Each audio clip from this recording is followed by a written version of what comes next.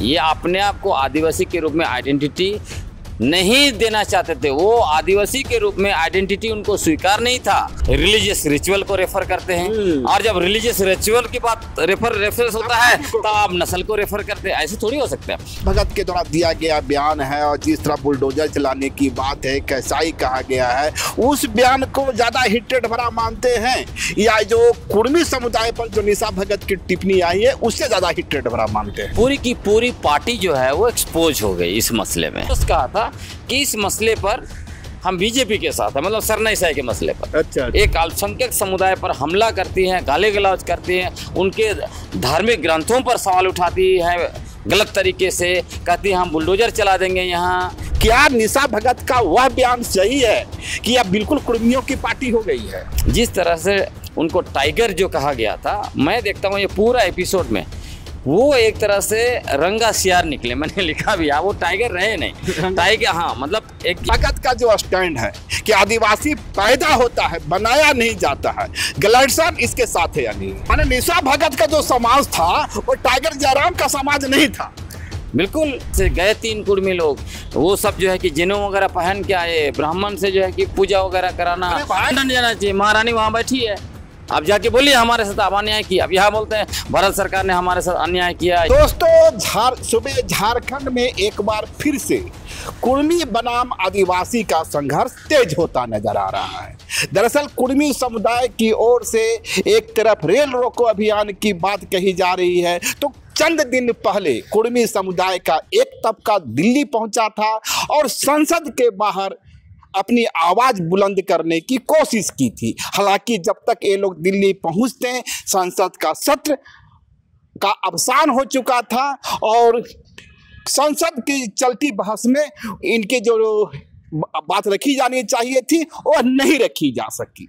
लेकिन एक जो बड़ी बात हुई, कुर्मी समुदाय के लोग या कुर्मी समुदाय के जो अगुवान हैं वे डुमरी सहित दूसरे हिस्से से दिल्ली की ओर निकलते हैं और टाइगर जयराम महतो उस काफिला को हरी झंडी देकर रवाना करते हैं। लेकिन उनकी ही पार्टी की एक नेत्री निशा भगत कुर्मी समुदाय के एसटी स्टेटस पर सवाल खड़ा कर देती है। निशा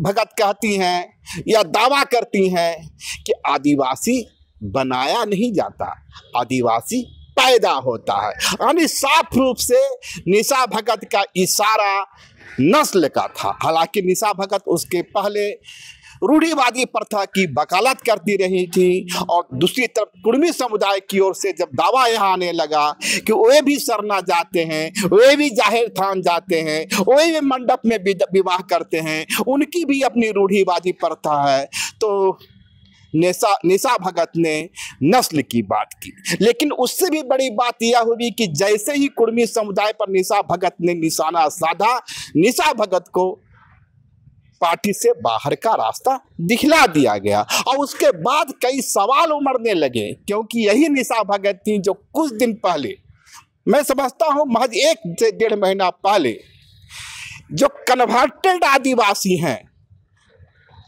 उसे कसाई बोल रही थी, उस पे सवाल खड़े कर रही थी और उनका ये प्रचार चल रहा था।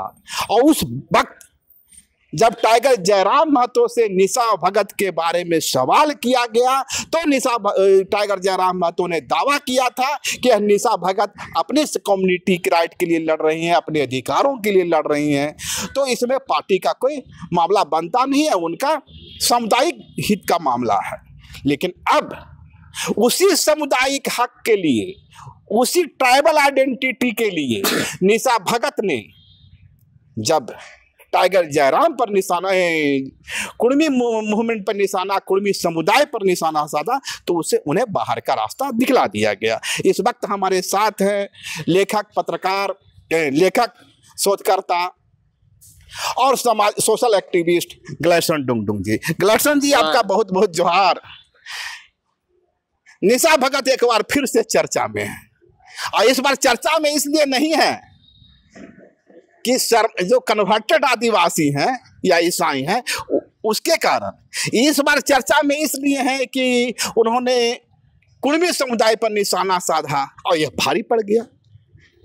तो चर्चा में रहना चाहिए। जो व्यक्ति का एस्पिरेशन है पॉलिटिक्स में वो खुद है और बड़ा पॉलिटिकल लीडर बनने का जिसका एस्पिरेशन है, तो चर्चा में तो निश्चित तौर पर रहना चाहिए। क्योंकि आप जब तक अपना इमेज नहीं बनाएंगे पब्लिक में तो फिर आप कैसे लीडर बनेंगे। तो नेचुरल है, इसमें तो कोई बड़ी बात तो है नहीं। नहीं, मैं निशा भगत की बात नहीं कर रहा हूँ। निशा भगत अधिक कल बयान दे रही थी और उनके बयान को कल ही ट्रेड माना जा रहा था, तो आज भी माना जाएगा। सवाल यह है कि टाइगर जयराम महतो ये दोहरा मापदंड नहीं नजर आता। देखिए, अभी जेएलके जो है न सिर्फ उनका सेंट्रल लीडरशिप जयराम महतो पर बल्कि पूरी की पूरी पार्टी जो है वो एक्सपोज हो गई इस मसले में।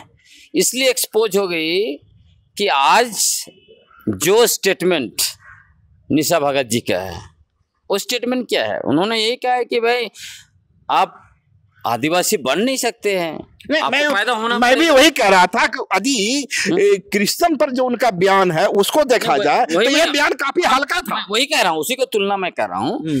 यदि आप उससे पहले वाला बयान देखिए तो इतना बड़ा अटैक था एक धार्मिक समुदाय पर जिसका आप कल्पना ही नहीं कर सकते। ये दोनों स्टेटमेंट में जमीन आसमान का अंतर है। लेकिन ये जो स्टेटमेंट था पार्टी और उनके कर्ता धर्ता या माननीय जयराम महतो उनके लिए कोई दिक्कत नहीं थी, वो एक्सेप्टेड था। लेकिन जैसे ही उनके समुदाय पर आवाज़ उठ गया जो सच्चाई को लेके आया तो उसमें वो कह रहे हैं कि ये जो है गड़बड़ है। और उनका मैंने लेटर भी पढ़ा था, उसमें वो क्या कह रहे हैं, उसमें लेटर में लिखते हैं कि हम जो है कि सारे समुदाय जाति धर्म हर कोई का लिंग हर चीज़ का रिस्पेक्ट करते हैं। तो आपका तो वो रिस्पेक्ट नहीं दिखा जब एक पर्टिकुलर जो है कि अल्पसंख्यक समुदाय पर हमला कर रहे थे। आपका रिस्पेक्ट यहाँ तब दिखा जब महतो समुदाय पर सवाल उठाइए। तो ये किस तरह का रिस्पेक्ट है। और मैं स्पष्ट करना चाहता हूँ, ये जो निशा भगत जिस तरह से एक पर्टिकुलर कम्युनिटी पर हमला कर रही थी, निशाना बना रही थी, अटैक कर रही थी, उसमें कहीं ना कहीं मानिए जयराम महतो जी का कंसेंट था। वो कंसेंट था, उनके सहमति से कर रहे हैं। सहमति के कैसे हो सकता है, वो उसमें शामिल थे। और मैं आपको बताना चाहता हूँ कि एक टीवी डिबेट में मैं भी था जिसमें इनके जो प्रवक्ता आज महासचिव हैं उन्होंने स्पष्ट कहा था कि इस मसले पर हम बीजेपी के साथ है, मतलब सरना ईसाई के मसले पर। अच्छा।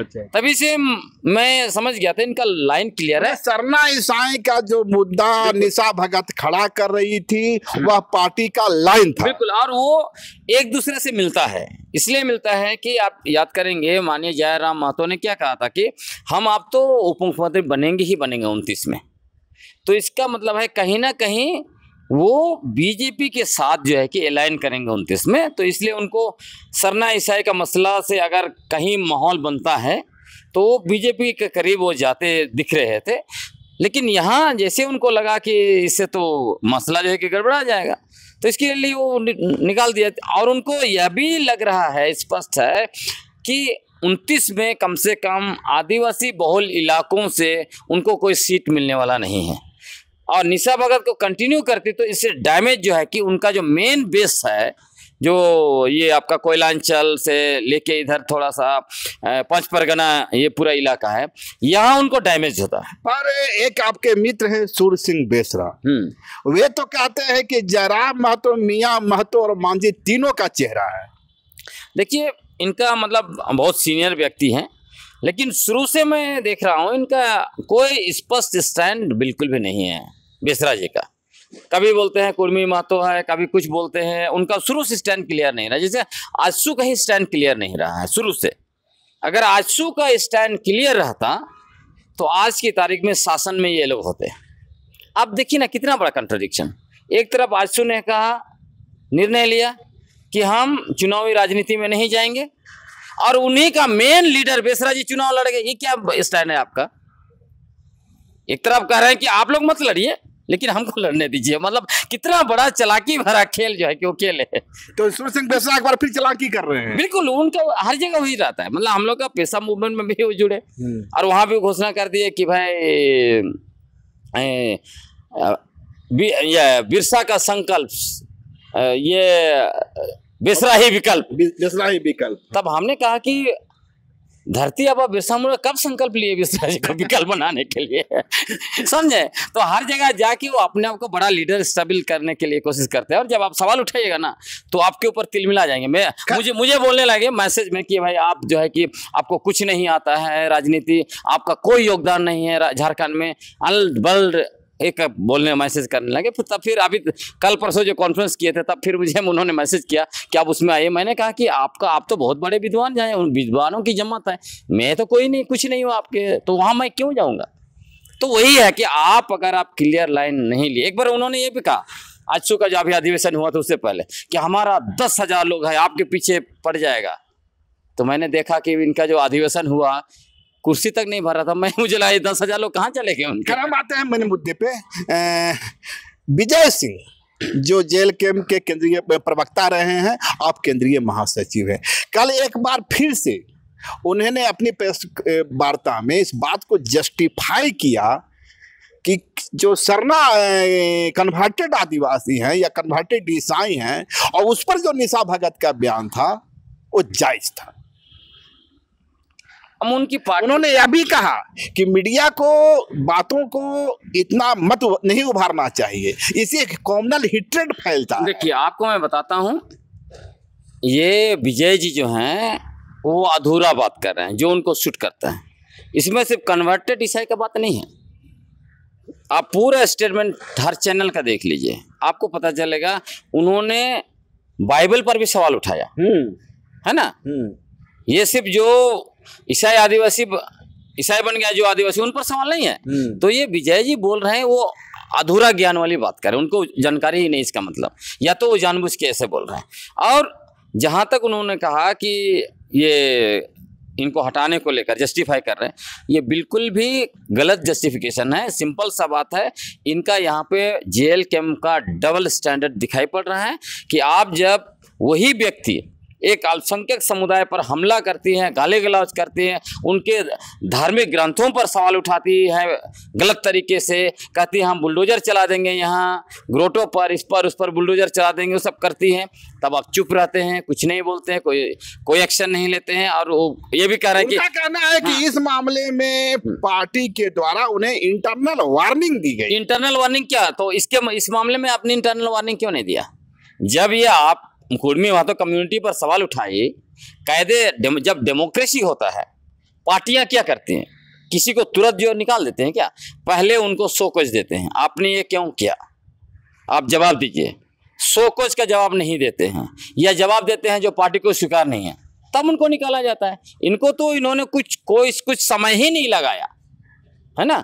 तो ये गलाडसन डोंगडोंग वो जो क्रिश्चियन में जो कन्वर्टेड आदिवासी हैं या ईसाई समुदाय पर जो निशा भगत के द्वारा दिया गया बयान है, और जिस तरह बुलडोजर चलाने की बात है, कैसाई कहा गया है, उस बयान को ज्यादा हिटेड भरा मानते हैं, या जो कुर्मी समुदाय पर जो निशा भगत की टिप्पणी आई है उससे ज्यादा हिटेड भरा मानते हैं? नहीं, बिल्कुल। देखिए ये जो पहले उनका स्टेटमेंट है ज्यादा पूरा हेट्रेड, फुल ऑफ हेट्रेड है। अच्छा। और इसमें हेट्रेड क्या है, इसमें तो जो सच्चाई है उसको बोल रहे हैं। अगर वो कह रही है कि आप जो है कि आदिवासी एक जन्म लेके ही हो सकते हैं ना, सही बात है, आप कैसे आदिवासी हो जाएंगे? पर निशा भगत तो पहले कह रही थी कि जो पूजा पद्धति है, प्रकृति पूजा है, सरहुल है, उन्हें जो रूढ़िवादी प्रथा है वही फॉलो किया जाए तो वही आदिवासियत की पहचान है। कुर्मी समुदाय कहता है कि मैं तो सारा फॉलो कर रहा हूँ। इसमें मैं देखूंगा उनका भी डबल स्टैंडर्ड है।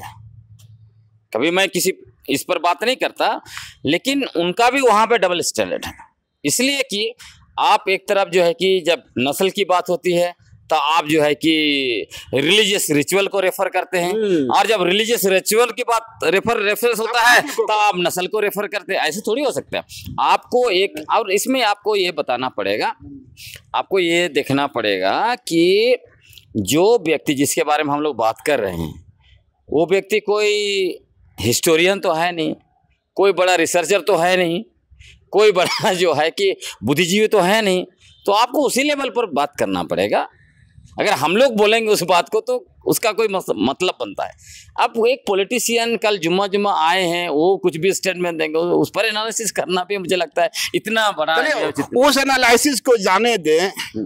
तो जिस तरह से निशा भगत को का एक सीरीज देखते हैं हम, संजय मेहता हटाए जाते हैं, रिजवान क्रांतिकारी हटाए जाते हैं, फरजान पे सवाल खड़ा होता है, सारे जो गैर कुर्मी चेहरे हैं उन्हें बाहर से पार्टी का रास्ता दिखलाया। तो क्या निशा भगत का वह बयान सही है कि अब बिल्कुल कुर्मियों की पार्टी हो गई है? नहीं, वो तो ठीक है, उनका स्टेटमेंट को मैं जस्टिफाई नहीं कर रहा हूँ, लेकिन मैं खुद देख रहा हूँ, मैं जेएलकेएम को लंबे समय से देख रहा हूँ। अभी जेएलकेएम पूर्ण रूप से कुर्मी महतो पार्टी हो गया। कुर्मी तो लोग नहीं बोलते, महतो पार्टी। अच्छा। एक समय में लोगों को लगता था कि सुदेश महतो जो है कि महतो के लीडर होंगे, लेकिन सुदेश महतो ने अपने आप को एक झारखंडी लीडर के रूप में स्थापित करने की कोशिश की, जिसका उनको खामियाजा भी भुगतना पड़ा। इसलिए आप देखिएगा ये कोयलांचल में भी वो उतना महतो के प्रिय नेता नहीं बन पाए, बल्कि बन ही नहीं पाए एक तरह से देखेंगे। इसलिए आज उनके पास एक सीट बचा हुआ है। लेकिन जयराम महतो इसी चीज़ को भांप लिए, क्योंकि आने वाले समय में भी देखिएगा, क्योंकि ये मैंने कहा आपको, उनको भी इस बात का एहसास है कि ये इंडिया गठबंधन में तो घुसना उनके लिए मुश्किल है, वो एक्सेप्ट नहीं करेंगे। तो कहाँ जाएंगे? तो बीजेपी का जो इंडिया अलायंस है वहीं घुसेंगे। अब वहाँ घुसेंगे तो किन को आउट करना है? तो आउट करना है सुदेश महतो जी को। तो यहाँ एक महतो के रूप में जो है कि एंट्री करेंगे, महतो पार्टी के रूप में, महतो लीडर के रूप में, तो उनको वहाँ पे बड़ा जगह मिलेगा। और बीजेपी को भी लगेगा कि अगर ये आ जाते हैं तो पूरा जो है कि कुर्मी महतो का जो वोट है, जो जेएमएम के पास है, वो भी हमारे तरफ शिफ्ट होगा। जेएमएम कांग्रेस के पास थोड़ा जो वोट है, तो इसलिए इनके लिए भी मतलब एक विन विन सिचुएशन होगा बीजेपी और जेएलकेएम दोनों के लिए। तो इसी को देखते हुए मुझे लगता है कि इन्होंने इस तरह का निर्णय लिया। और कहीं ना कहीं चूंकि टाइगर जयराम महतो पहले से बोल चुके हैं कि हम जो है 29 में उप मुख्यमंत्री तो बनेंगे ही बनेंगे, तो उनका कहीं ना कहीं उनको लग रहा है कि 10 सीट ना भी आए, 5-6 सीट भी लेके आएंगे तो उप मुख्यमंत्री जो है वो सीट हमें मिलेगा ही मिलेगा। तो उनको अभी बाहर रहना उनको नहीं अच्छा लग रहा है। उनको लग रहा होगा जब भी जाते होंगे तो अल्टीमेटली मंत्री लोग जाए कितना बड़ा सायरन गाड़ी से आ रहे हैं, उनका मीडिया का इतना सारा ये वो बहुत तामझाम, तो आदमी वहाँ है देख के तो उनको तो बहुत जल्दी उधर जाने का मन है, तो वो जाएंगे। इसलिए अपने आप को आप वो झारखंडी लीडर कभी साबित घोषित नहीं करेंगे, वो बन भी नहीं पाएंगे। और मैं आपको बताता हूँ, जिस तरह से उनको टाइगर जो कहा गया था, मैं देखता हूँ ये पूरा एपिसोड में वो एक तरह से रंगा सियार निकले। मैंने लिखा भी है, वो टाइगर रहे नहीं। टाइगर, हाँ, मतलब एक जो टाइगर होता है ना, खाल ओढ़ के आप लोग देख रहे हैं टाइगर, लेकिन जैसे ही बड़ा फोर्स आया तो वो रंगा सियार तो भागे। तो निशा भगत की भाषा बोलने लगे, वो भी तो टाइगर जयराम पर भी सवाल खड़ा कर रही है। उनका भाषण है, मेरा फेसबुक पेज देख लिया, मैंने तो लिखा है, बहुत पहले लिखा है। निशा भगत भी यही बोल रही है। अब उनका अपना पॉलिटिकल स्टैंड है, मैं तो अपना। अच्छा, एक चीज बताइए ईमानदारी से, निशा भगत का जो स्टैंड है कि आदिवासी पैदा होता है, बनाया नहीं जाता है, गलत इसके साथ है या नहीं है? हाँ बिल्कुल, ये तो जेनेटिक है ना भाई।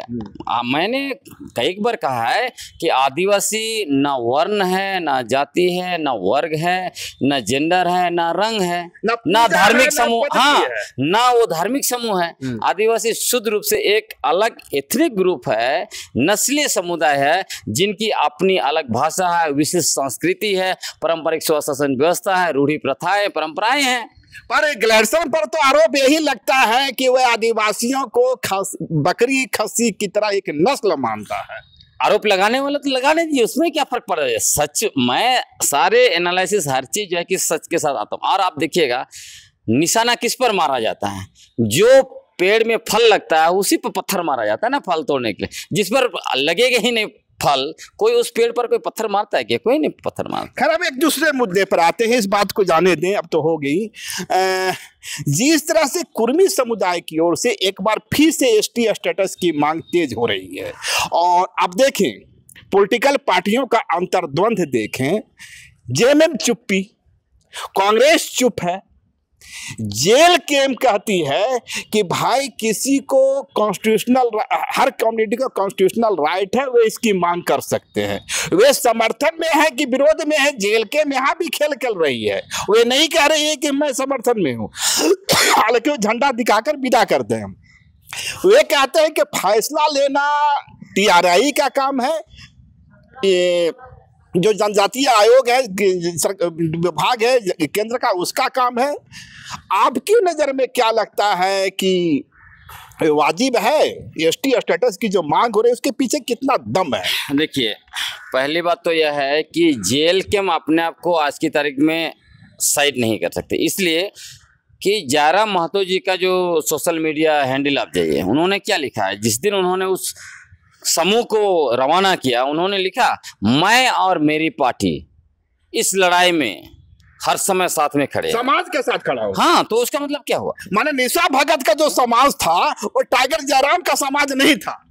बिल्कुल, इसीलिए उन्होंने लिखा है मैं और मेरी पार्टी। हाँ। इसमें नहीं कि मैं खड़ा हूं, नहीं, इसलिए मैं क्वेश्चन कर रहा हूँ। तो निशा भगत का जो समाज था वो टाइगर जयराम का समाज नहीं, इसीलिए उसको बाहर निकाल दिया ना। अच्छा। ये तो क्लियर है। और जहां आपने मूल सवाल कहा कि क्या इनको मिलना चाहिए, नहीं मिलना चाहिए, बिल्कुल मिलना नहीं चाहिए। इसलिए नहीं मिलना चाहिए कि ये एग्रीकल्चरिस्ट कम्युनिटी है, तो जो खेतीहर समुदाय है, खेतीहर समुदाय कैसे जो है कि एसटी हो सकता है। और टीआरआई का रिपोर्ट देखिए, टीआरआई ने क्या कहा? टीआरआई ने कहा कि ये महाराष्ट्र के जो कुणबी जाति है उसी का सबकास्ट है। हाँ, 2004 की रिपोर्ट है। उसी तरह लुकुर कमेटी, मेन तो लुकुर कमेटी क्या बोल रहा, लुकुर कमेटी भी इनको जो है कि नकार दिया। और लुकुर कमेटी इनको कैसा नकार? लुकुर कमेटी के जो रिकमेंडेशन है, जो क्राइटेरिया है, उसमें बहस हो सकती है। लुकुर कमेटी तो कोई नहीं बना, उसमें उसने रेफरेंस दिया है। अच्छा। उसमें उन्होंने उसको रिजेक्ट किया कि ये उन्होंने जो क्राइटेरिया बनाया है उसमें ये नहीं आते हैं। आप उसमें पहला क्राइटेरिया क्या है? Primitive trait. इनके पास प्रिमिटिव ट्रेट क्या है? जितने भी रिपोर्ट्स हैं, आप जो है कि ब्रिटिश जमाने से लेके आइए, कोई भी प्रिमिटिव ट्रेट्स इनके पास नहीं है, वहीं वो फेल हो जाते हैं। दूसरा, इनका जो इकोनॉमिक्स सिस्टम है, इकोनॉमिकली भी अगर आप देखेंगे तो 1931 का जो जनगणना जो रिपोर्ट है जिसमें इनके बारे में चर्चा की गई है, उसमें क्या लिखा है? ये फिजिकल जो प्रोस्पेरिटी, मतलब भौतिक ये समृद्धि में अन्य जो प्रिमिटिव ट्राइब्स हैं उनसे आगे हैं। पर इनका दावा है कि 1911 से या 1871-72 से, 71 में पहला जनगणना होता है, उसका 1881 में होता है, 1871-72 उसका 1881 में। ये तमाम जनगणनाओं में इस कुर्मी जाति को ट्राइब्स माना गया है, एबोर्जिन माना गया है। एबोर्जिन कौन माना? अंग्रेजों ने माना, लेकिन इन्होंने कैंपेन चलाया 1920 के दशक में ऑल इंडिया क्षत्रिय कुर्मी महासभा के द्वारा निरंतर कैंपेन चलाया गया। और कैंपेन चला के ये मांग किया गया कि हम लोग जो है क्षत्रिय हैं, हमें क्षत्रिय कुर्मी लिखा जाना चाहिए। 1930 में, जो कि 31 में जनगणना होना था, 30 में इन्होंने स्मारक पत्र दिया ब्रिटिश गवर्नमेंट को, और उसी के आधार पर ये कहा गया। और समाज के लेवल पर भी ये लोग विधिवत गए। मुजफ्फरपुर में जो सम्मेलन था, वहाँ यहाँ से गए 3 कुर्मी लोग, वो सब जो है कि जिन्हों वगैरह पहन के आए, ब्राह्मण से जो है कि पूजा वगैरह कराना। अरे भाई, तो उस जमाने में कई पिछड़ी जातियां और दलित जातियां समझती थी कि यदि मैं जनेऊ पहनूंगा तो मैं ब्राह्मण बन जाऊंगा। एक ब्राह्मणिकल अप्रोच होता था, वो इसमें भी आया। भाई, ये आइडेंटिटी का जो क्वेश्चन है, ये अपने आप को आदिवासी के रूप में आइडेंटिटी नहीं देना चाहते थे। वो आदिवासी के रूप में आइडेंटिटी उनको स्वीकार नहीं था। वो कहते थे कि हम जंगली नहीं हैं, हम जो है कि नीच, कोल, गंवार नहीं हैं, इसलिए बाकी आदिवासियों को कोल बोलते थे, जंगली, नीच। तो स्पष्ट उन्होंने कहा कि हम नीची जाति नहीं है। पर एक चीज बताइए गिलर्सन भाई, उनके कहने और नहीं कहने से नस्ल तो बदलता नहीं है। नहीं, तो इस बात को बाद में इन्होंने खोज किया, तब इनको भी एहसास हुआ कि हाँ भाई, हमने गलत आदमी को, गलत समुदाय को हम लोगों ने लिस्ट में डाल दिया था। आपको लगा, किनको ये लगा? ये ब्रिटिश को। अच्छा। जो भी आए थे वो तो चूंकि आपका देखा है, घूम रहा है, सब चीजों को रीड कर रहा है, उसके अनुसार लिखा है। उसने तो डीएनए तो टेस्ट किया नहीं है आपका कि वो सच बता गए कि हाँ जो हम लिस्ट में बना दिए। मैं जहां तक समझता हूं, यदि किसी ऑथेंटिक जानकारी की आज भी हमें जरूरत पड़ती है, और खासकर निर्वंशीय शास्त्र में, तो अंग्रेजी के कई ऐसे लेखक है जिसको हम उद्धृत करते हैं और आप बार बार उद्धृत करते हैं। तो अंग्रेजों का सिस्टम इतना तो जरूर मजबूत था कि इस मसले पर उनकी जो दृष्टि थी बेहद साफ थी। तो जब उन्होंने ट्राइब्स मान लिया तो फिर आपको आपत्ति कहाँ है? दोनों चीज उन्होंने किया ना। अच्छा। अंदर भी डाला, बाहर भी निकाला। इसलिए मैं कहता हूं तो इसमें भारत सरकार का कोई हाथ नहीं है। तो जितने भी कुर्मी महतो यहाँ पे आंदोलन कर रहे हैं, दिल्ली जा रहे हैं, उनको तो ब्रिटेन जाना चाहिए, लंदन जाना चाहिए। महारानी वहाँ बैठी है, आप जाके बोलिए हमारे साथ अब अन्याय किया। अब यहाँ बोलते हैं भारत सरकार ने हमारे साथ अन्याय किया, ये किया, वो किया। इधर कह रहे हैं कि झारखंड में जितने भी आदिवासी हैं, जो भी मुंडा, खड़िया हो, संताल, ये सारे लोग जो है कि बाद में आए, हम सबसे पहले आए। तो आप सबसे पहले यहाँ पर आए थे, तो यहाँ का जो उस जमाने का सबसे बड़े एंथ्रोपोलॉजिस्ट तो एसी रॉय थे। एसी रॉय ने मुंडा इन देयर कंट्री लिखा, खड़िया जब छोटानागपुर लिखा, खड़िया जो सॉरी ये उरांव छोटानागपुर लिखा। आपके बारे में क्यों नहीं लिखा कुछ भी? आप धनबाद गजेटियर पढ़ के देख लीजिए, सब जगह तो इनको बोल रहा है। धनबाद गजेटियर में मैंने देखा, उसमें भी रेफरेंस में बोल रहा है ये जो है क्षत्रिय का ही जो है मूल, इनका जो स्रोत है वो क्षत्रिय है, इनका मूल जड़ क्षत्रिय है। तो जब आप खुद भी बोले कि हम क्षत्रिय हैं, इधर स्रोत भी बता रहा है आप क्षत्रिय हैं, उधर आपका खेती, ये आपका जो मूल ऑक्यूपेशन, मूल व्यवसाय क्या है, आजीविका का मूल जो है खेती है। आप देखिए जितने भी खेती करते हैं भारत में, क्षत्रिय लोग करते हैं, हम लोग भी करते हैं, नहीं वो बाद में, बहुत बाद में। और ये जितने भी क्षत्रिय जो खेती में जुड़े हुए हैं, सारे प्लेन लाइन नदी घाटी सभ्यता से आते हैं। आदिवासी खेती बाद में सीखा। आज भी देखिए आदिवासी जहां से भी खदेड़ा गए वो जंगल में ही बसा। उरांव अभी जंगल में उधर ही आपको मिलेगा, खड़िया इधर मिलेगा, हो मिलेंगे, संताल मिलेंगे। तो सभ्यता भी नहीं जुटता है, भाषा समूह भी आपका नहीं जुटता है। आपका इंडो आर्यन है, आपका बिहार का मगही से आप भाई बहन का रिश्ता है, सब कुछ तो आपको उनसे मिल रहा है। उसके बाद जो आदिवासियों के लिए नियम कानून बनाए गए, पेशा कानून, उसको आप कहते हैं कि ये काला कानून है। टेरिटोरियल राइट दिया गया 5वीं अनुसूची के तहत, उसको आप बोलते हैं खारिज कीजिए। 2010 में झारखंड हाईकोर्ट में ये लोग केस किए, हारे, अलग बात है। तो आदिवासी का इलाका में आप रहना नहीं चाहते हो, आदिवासी के लिए जो कानून बना है उसको आप मानते नहीं, काला कानून है। दूसरी तरफ आप आदिवासी भी बनना चाहते हो, ये क्या चक्कर है?